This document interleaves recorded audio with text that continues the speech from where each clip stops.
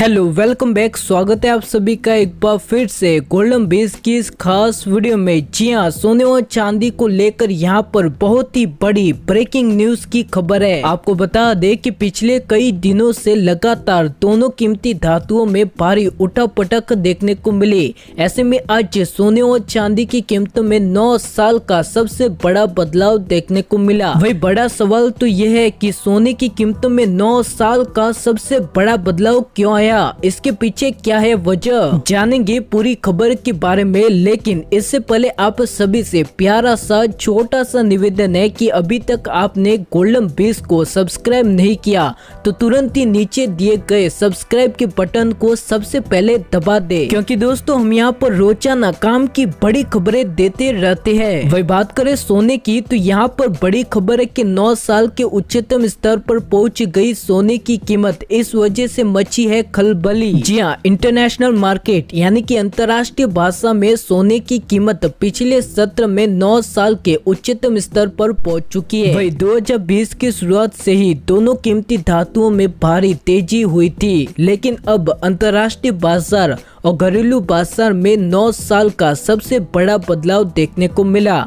आखिर ऐसा क्या हुआ कि सोने की खरीदारी या सोने में निवेश इतना बढ़ चुका है। वही सोने और चांदी की खरीदारी करने वालों के लिए भी यहाँ पर कमोडिटी बाजार के कारोबारियों ने बड़ी जानकारी दे दी है। अगर आप भी सोने और चांदी की खरीदारी करने वाले हो तो आपके लिए ये जानकारी जानना बहुत ही जरूरी है। वहीं आपको बता दें कि 9 साल पहले सोने और चांदी की कीमतों में भारी तेजी देखी गई थी। अमेरिकी बाजार में सोने की कीमत $1817 प्रति औंस पर चली गई थी, यानी कि लगभग चांदी का भाव 70,000 रुपए प्रति किलोग्राम पर पहुंच चुका था, जो सितंबर 2011 के बाद अब तक का सबसे बड़ा उछाल है।